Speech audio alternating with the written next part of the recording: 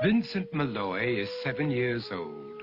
He's always polite and does what he's told.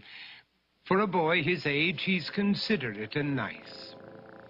But he wants to be just like Vincent Price.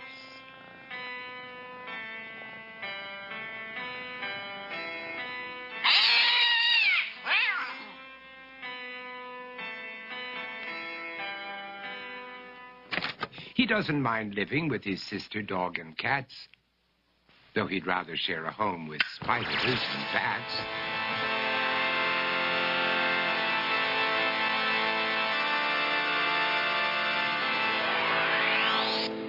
There he could reflect on the horrors he's invented and wander dark hallways alone and tormented.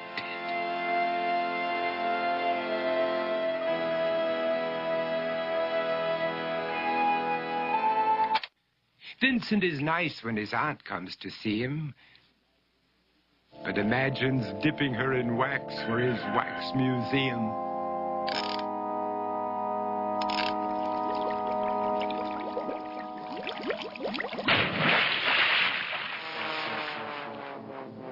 He likes to experiment on his dog, Abercrombie, in the hopes of creating a horrible zombie, so he and his horrible zombie dog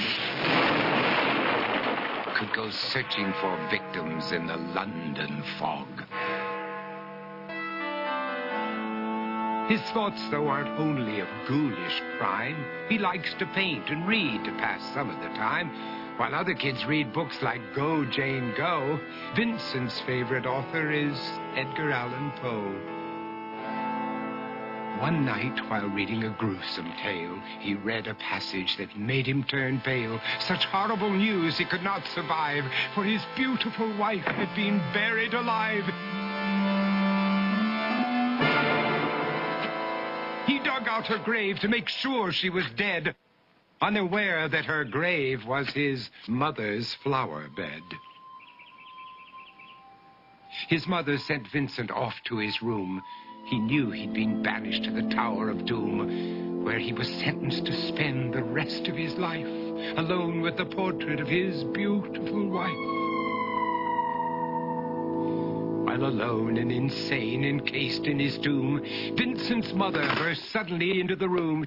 She said, "If you want to, you can go out and play. It's sunny outside and a beautiful day."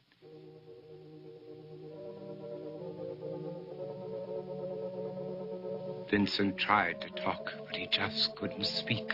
The years of isolation had made him quite weak.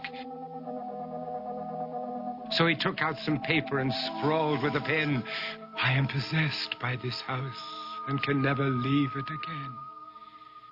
His mother said, "You're not possessed and you're not almost dead. These games that you play are all in your head.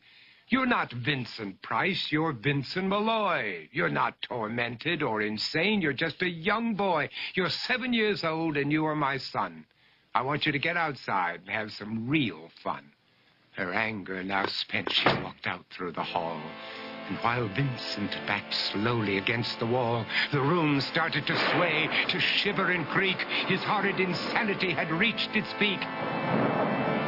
He saw Abercrombie, his zombie slave, and heard his wife call from beyond the grave. She spoke from her coffin and made ghoulish demands, while through cracking walls reached skeleton hands. Every horror in his life that had crept through his dreams swept his mad laughter to terrified screams. To escape the madness, he reached for the door, but fell limp and lifeless down on the floor. His voice was soft and very slow as he quoted The Raven from Edgar Allan Poe. "And my soul from out that shadow that lies floating on the floor shall be lifted nevermore."